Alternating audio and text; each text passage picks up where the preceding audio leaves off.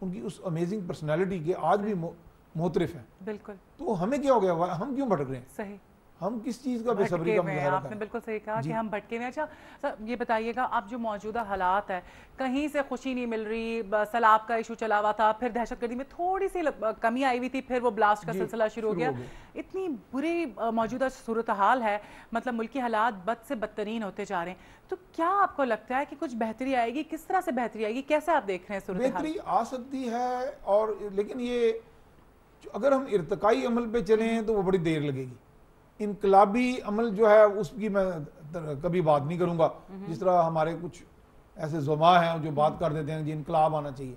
अब ये नहीं, वो लोग देखते कि इनकलाब में भी तशद्दुद का रास्ता ज़्यादातर अपनाया जाता है। सही। लोग उकताए ज़रूर हुए हैं मौजूदा जो भी सिलसिला चल रहा है, लेकिन लोगों की एक भारी अक्सरियत ऐसी भी है जो पूरी उम्मीद है कि हालात बेहतर होंगे। आप देखिए हालात बेहतरी में कौन से अवामिल हैं? सही। सबसे बड़े बड़े जो इंस्ट्रूमेंट ऑफ चेंज है, एक तो हुकूमत होता है। सही। एक अवाम का भी ये जमे गफीर नहीं, अवाम के कुछ तबकात होते हैं जो बाशऊर हैं। सही। जैसे अब हम सिविल सोसाइटी की बात करते हैं, सही, जैसे हम मीडिया की बात करते हैं, इस तरह के बहुत से आपके तंजीमें हैं, ताजर तंजीमें हैं, मजदूरों की तंजीमें हैं। ये लोग भी छोटी छोटी क़यादतें हैं। सही। इन सब ने अगर मिलके काम करें तो कुछ ना कुछ ये बहुत सी बेहतरी आ सकती है। इसमें मैं थोड़ा सा गिला भी करूंगा, बल्कि तजवीज़ भी दूंगा कि सिविल सोसाइटी का हम अक्सर चर्चा करते हैं, लेकिन सिविल सोसाइटी ने अपना किरदार अभी उस तरह अदा नहीं किया जिस तरह करना चाहिए। सिविल सोसाइटी का इतना मजबूत उसकी तरफ से उसका मुहासबा होना चाहिए कि कोई तबका जो बाइक़्तिदार है और बाहैसियत है वो किसी जगह भी तजावुज़कारी ना सके। सही। यानी आपको ये नहीं कि तजावुज़ ना करने के लिए सिर्फ हर वक्त डंडा ही दरकार हो। सही। कि हम इस पनिशमेंट थ्योरी से बाहर आ जाएं। सही। क्या दुनिया के जो बेहतरीन निज़ाम चल रहे हैं वो सिर्फ सजा और जजा पे तो नहीं चल रहे। सही, बिल्कुल। वो अवाम की राय की ताकत से भी चल रहे हैं। सही, बिल्कुल। तो अवाम की राय की ताकत मैं देख रहा हूँ बेहतर हो रही है। बिल्कुल। गो के बज़ाहिर कुछ लोग कहते हैं खराबी है, लेकिन ये खराबी चलते चलते इस्लाह की तरफ जाएगी। सही।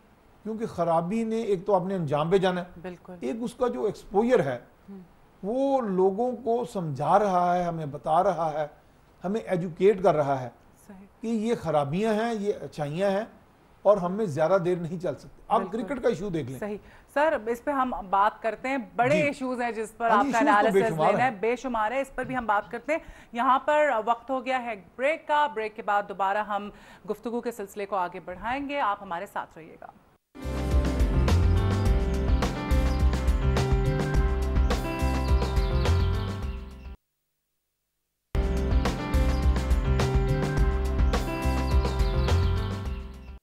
जी, वेलकम बैक टू मॉर्निंग मसाला। मियां सैफुर रहमान साहब जो कि सीनियर जर्नलिस्ट हैं, उनका हम एनालिसिस ले रहे थे ब्रेक से पहले मौजूदा सूरत हाल पे, और बड़ी खूबसूरत आपने बातें की, रवैयों पे हमने बात की लोगों की। अच्छा, आप सर मुझे बताएं कि दहशतगर्दी के तो वाक़यात चल रहे, लेकिन अब जो सुबह खैबर पख्तूनख्वा में जो अगवा का वाक़या पेश आया, इस्लामी यूनिवर्सिटी पेशावर के जो वाइस चांसलर को अगवा कर लिया गया है, डॉक्टर अजमल खान को, इस बारे में आप बताइएगा, ये क्यों? अब आम बंदा भी महफूज नहीं है? नहीं, ये वाक़ईतन आम बंदा वहाँ महफूज नहीं है। आपने बल्कि प्रेस कॉन्फ्रेंसेस सुनी होंगी, मियाँ इफ्तिखार हुसैन जो है वहाँ के जो सूबाई वज़ीर इत्तलात हैं, और ये हैं डॉक्टर अजमल खान जो वाइस चांसलर हैं इस्लामिया कॉलेज यूनिवर्सिटी के।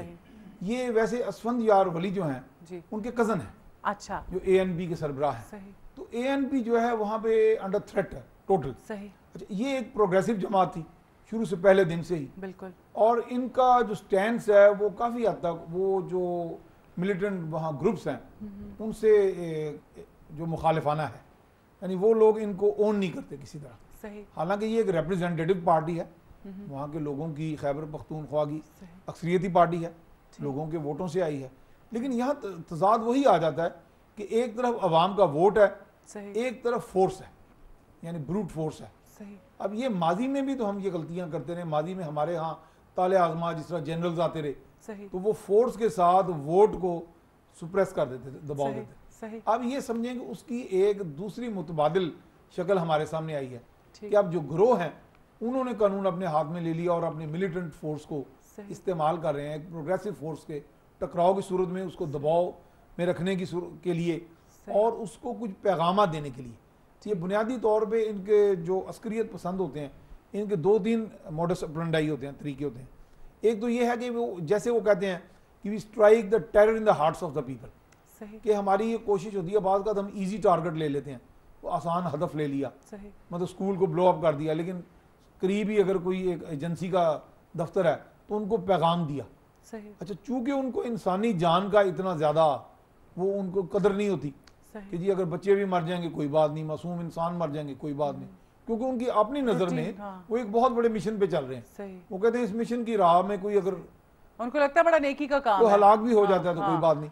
तो इसलिए वो कहते हैं हमने एक तो पैगाम देना है। सही बात है, आपने पैगाम देना है स्ट्रेंथ का। देखिए आजकल जिस तरह धमाके हर रोज हो रहे हैं और वो जहां समझ के कर रहे होते हैं ना, जी वो अपनी तरफ से अपने एक कन्विक्शन के साथ कर रहे हैं कि जी हम बहुत बड़ा काम कर रहे हैं और बहुत बड़ा।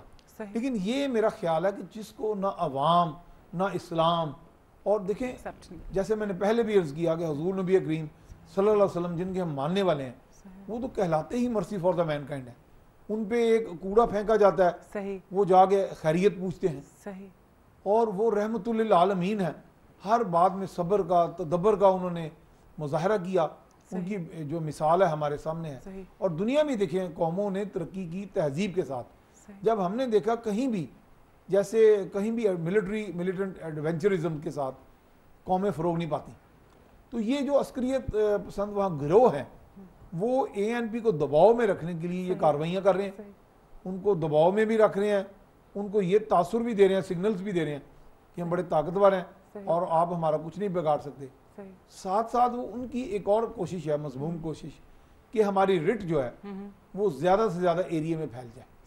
जैसे बहुत से लोग ये भी कहते हैं, गो कि मैं ये 100% से इतफाक नहीं करता, वो ये कहते हैं कि जी अब तो हुकूमत की रिट जो है ख़ास तौर पे खैबर पख्तूनख्वा में वो 10, 15, 20, 30% एरिया में रह गई है, बाकी एरिया तो है ही या गिरोहों के कंट्रोल में या फिर इस तरह के जो अवामिल हैं उनके रद्द-ए-अमल में, उनके कंट्रोल में। सही। आपको अब क्या लगता है क्या करेंगे कि दहशतगर्द जो अगवा कर लिया है, आपको मैसेज देंगे अपने मकासद जो ये हासिल करना चाहते हैं वो तो नहीं हो, यकीनन वो पैगाम भी देंगे।